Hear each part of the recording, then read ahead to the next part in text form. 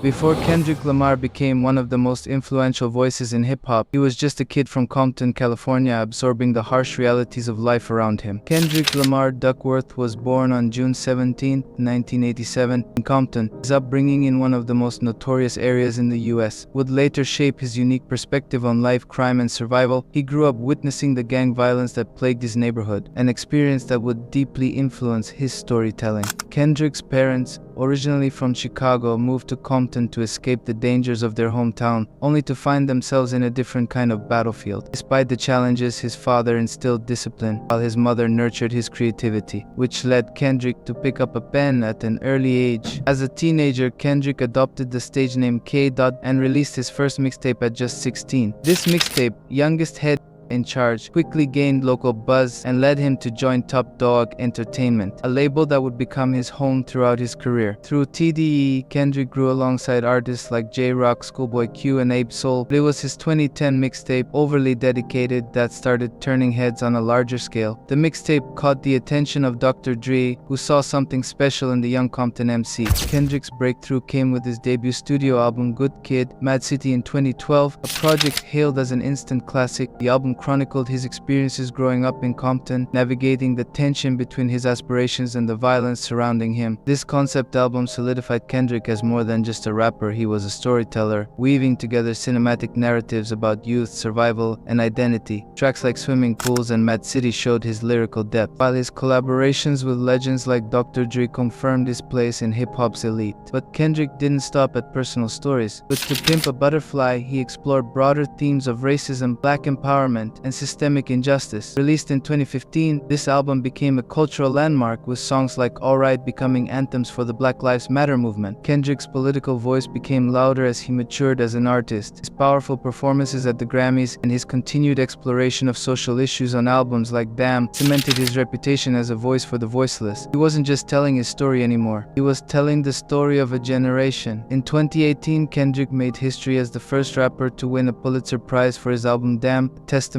to his skill, impact, and unparalleled artistry. Kendrick Lamar has transcended the confines of hip-hop to become one of the most respected figures in music and culture worldwide. Kendrick Lamar is more than just a rapper, he's a cultural icon who has reshaped hip-hop with his thought-provoking lyrics, storytelling, and bold social commentary. From Good Kid, Mad City to Damn, Kendrick's music has always carried a sense of urgency and a voice for the voiceless. With Mr. Morale, The Big Steppers, Kendrick took a sharp turn in a more personal direction, revealing layers of vulnerability that many fans had never seen before. Released in 2022, Mr. Morale, The Big Steppers is Kendrick Lamar's most introspective album to date. Unlike his previous projects, where he often tackled social issues and the struggles of his community, this album focuses heavily on Kendrick's own personal growth and accountability. In tracks like Father Time and United in Grief, he opens up about his mental health struggles, family trauma, and the pressures of fame. It's a bold move that pushes him away from the messiah figure and into the role of a man reckoning with his own flaws. At its core, the album is about healing, addressing generational trauma, the complexity of masculinity, and Kendrick's own journey through therapy. The music mirrors these themes, blending experimental sounds with raw, emotional storytelling. While some fans were taken aback by the fragmented double album structure, Mr. Morale, The Big Steppers sparked crucial conversations about mental health and vulnerability in hip-hop, making it one of Kendrick's most impactful releases. And now, with the release of his latest project GNX, Kendrick Lamar returns with more wisdom, more stories, and more heat. Stay tuned as we dive into his new album, track by track, and unpack the genius behind GNX.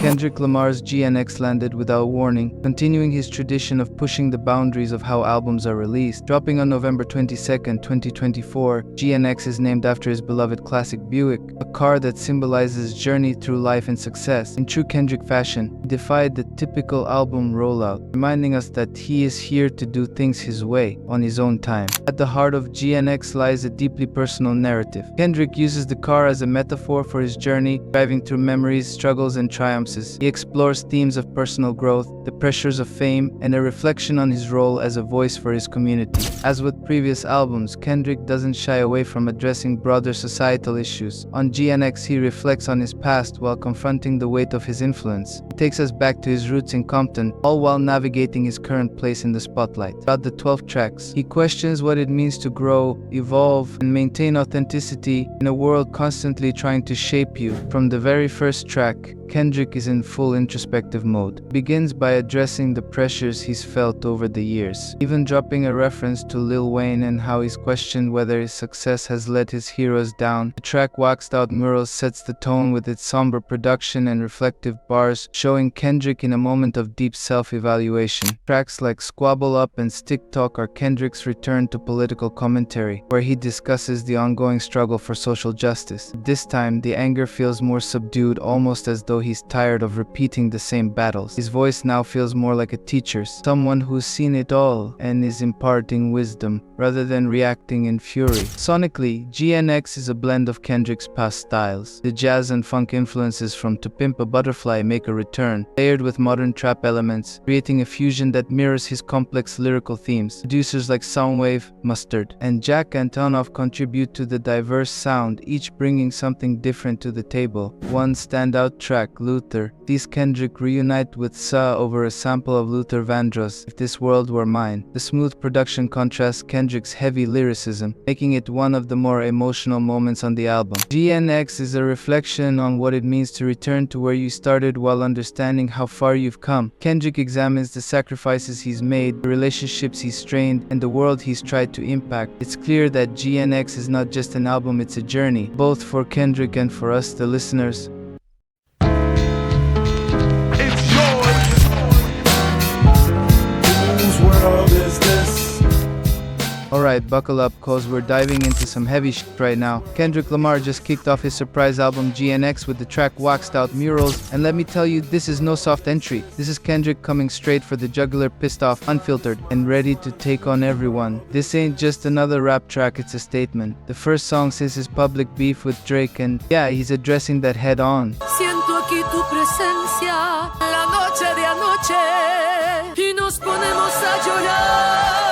The track opens with a haunting intro by Dira Barrera, a regional Mexican singer whose vocals add a raw, almost spiritual layer to the song. You feel her presence before Kendrick even drops a word. The Spanish lyrics translate, "I feel your presence here last night," and we start to cry.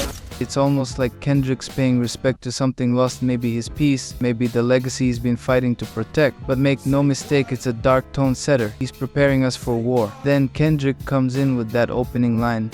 Yesterday somebody whacked out my mural. He's not just speaking in metaphors here, this actually happened. Back in July 2024, artist Gustavo Zermino Jr. painted a mural of Kendrick on the side of a restaurant in Compton. Just a couple of months later, boom, it gets vandalized. Ovo sprayed over it, clear shot from Drake's camp. The message, loud and clear. Drake fans trying to tarnish Kendrick's image, literally. And Kendrick, he just spits it like it's business as usual, it's regular for me. He knows love and hate go hand in hand in his world. He's used to it, he's lived through it. And the kicker, the love and hate is definite without a cure. That's Kendrick acknowledging he can't fix this shit. It's part of the game. Love him or hate him, Kendrick doesn't give a damn. He's here to speak his truth, even if it makes people uncomfortable. Then we get this absolute gut punch of a line. I killed Lamar before I let him kill my joy. The way Kendrick says it, he means it. This is where you feel the heat from the Drake beef boiling over. He's telling anyone coming for him, Drake, critics, whoever, that they won't break him. One, he buried Drake with those disses and now he's ready to go further. Hell, the line straight up sounds like a threat. He's got his blick on him, whether it's a real gun or his words as weapons. He'll take you out before you take him down. And let's talk about this line right here.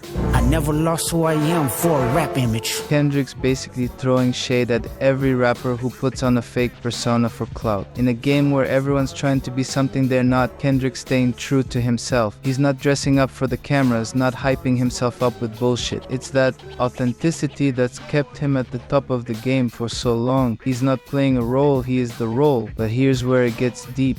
My blick first, then God got me. There's layers to this. Kendrick saying, yeah, he's strapped, he's got that physical protection, but at the same time, he's covered spiritually. He's walking a fine line here, using the gun as a metaphor for his powerful words or maybe the force of his presence. But even with violence in his world, Kendrick believes God's got his back. It's this contradiction that makes Kendrick's music so damn powerful. He's human, flawed, but there's always that divine element guiding him. Alright, let's dive into verse 2 of Waxed Out Murals, and it's clear Kendrick isn't holding back any punches. We start with, Riding in my GNX with Anita Baker in the tank. that it's gonna be a sweet love. Kendrick's not just name dropping for fun here. He's referencing the album's namesake, the legendary Buick GNX, a collector's dream car. This car symbolizes status, nostalgia, and success. It's a nod to the past, to something classic and timeless, much like his approach to the rap game. Back in March 2024, Kendrick posted about buying this beast of a car. To him, the GNX is more than just a car, it represents triumph, a reward for years of grinding. And then there's the Anita Baker reference. He's setting the mood here, pairing his success with that smooth 80s R&B vibe, reminding us that this journey's been one long ride through ups and downs, but he's coming out on top, cruising. Then comes the line that hits you in the gut. I miss my uncle Lil Maine, he said that he would kill me if I didn't make it. This is the first time Kendrick has mentioned Lil Maine, who's likely an alias for his uncle Tony, the same one from Money Trees. Kendrick's paying tribute here. This uncle pushed him, gave him that tough love, but also believed in him. To Kendrick,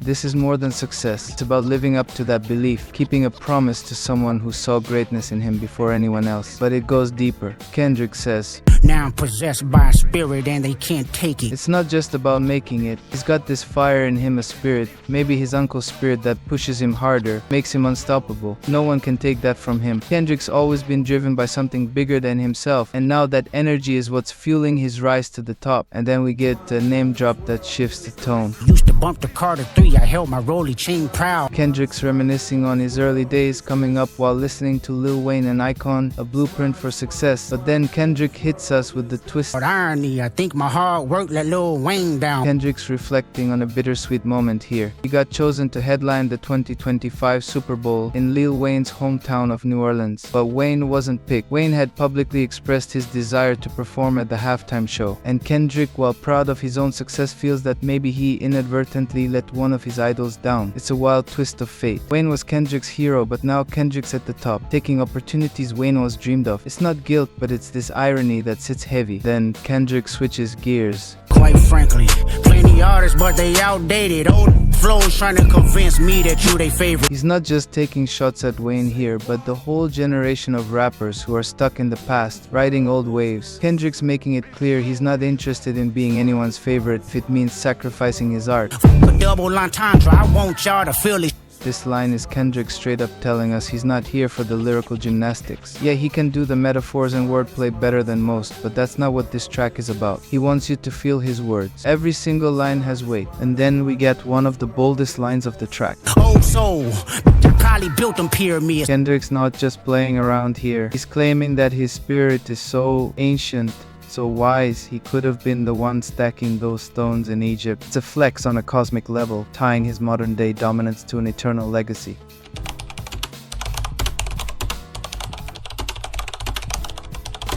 And then the final punch. I'm doing what COVID did. They'll never get over it. The cause of the mysterious new virus. Coronavirus. Coronavirus. There are fears are rapidly spreading. Kendrick hits with a double entendre, whether he admits it or not. Like COVID, his impact is irreversible. COVID caused lasting damage, changed the world, and left scars we're still dealing with today. Kendrick's saying his work is doing the same. He's leaving a mark on the game that no one will ever forget. Just like we'll never forget the pandemic, the world won't get over Kendrick Lamar. He's here, and his influence is permanent. Kendrick opens up verse 3 by saying, 2025, they still moving on some scary. He's directly referencing Project 2025, a political agenda put together by the Heritage Foundation, conservative think tank. Plan envisions a future where Trump or a like-minded leader rolls back critical protections and dismantles institutions like the Department of Education. This isn't just Kendrick spitting bars, this is him calling out the potential return of Christian nationalist policies that could set civil rights back decades. Next, Kendrick says, Don't let no white comedian talk about no black woman as law. This line, it's likely a response to Andrew Schulz's controversial remarks about black women during his Flagrant podcast back in July 2024. Schulz, along with James Duncan and Fuhad Dawodu from Shixnix, made derogatory comments about how black women handle themselves in confrontational situations. Schulz might have been joking, but Kendrick makes it clear this is non-negotiable. White comedians will never understand the struggles of black women. The dismissal of black women's pain or or experiences is something Kendrick won't tolerate, and his declaration that's law isn't just a personal stance. It's a universal statement that everyone should follow.